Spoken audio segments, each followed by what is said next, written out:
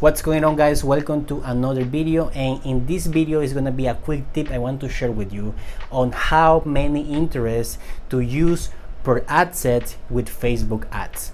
So if you're familiar with Facebook ads, you know that there are three different levels when you create an ad. Their campaign level, the ad set level, that is where you put the interest, the devices, the targeting location that you want to go for, and there is also the ad level, that is where you create the video, the image, the carousel ads, the text, and everything. Okay, so I want to share with you because this is a mistake I did when I was getting started with Facebook advertising, because what I was doing back then is promoting maternity clothes and accessories. So the mistake I did was that when I was going to promote a product, I used to put a bunch of different interests in one single ad set. So at that time, I was promoting a postpartum belt that basically helped women to reduce the waist after they have given birth. So what I was doing is that I put a bunch of different interests that I believe was targeting for those specific people that I wanted to attract. So let's say that I had 10 different interests, so I was putting all of those interests in one single ad set. And if I had a purchase, I wasn't able to identify which interests bring me that sale. So this is completely wrong, because in that way you won't be able to scale the right way. So what you should do instead is to, let's say that you have 10 different interests, try those 10 different interests in 10 different ad sets. In that way, you're gonna be able to identify which was the winning interest, and you won't lose your hard-earned money.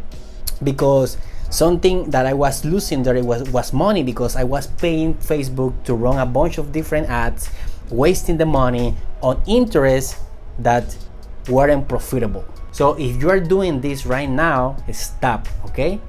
Just find the interests and put them in different assets, all of them. So that way you're gonna have more control over your Facebook strategy. You wanna identify the winning asset faster, and you're gonna be able to scale in a better way to improve the creative, put more money on the ad set and the interest that is bringing you more sales. And this is the right way to start doing Facebook ads. Now, when can you put or stack different interests in one single asset? When can you do this?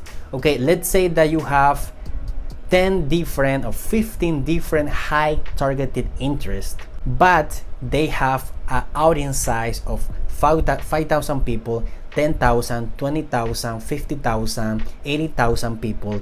So what you can do is you put them together, and in that way you wanna build a much bigger audience size. And this is the only way I would recommend you to stack a bunch of different interests.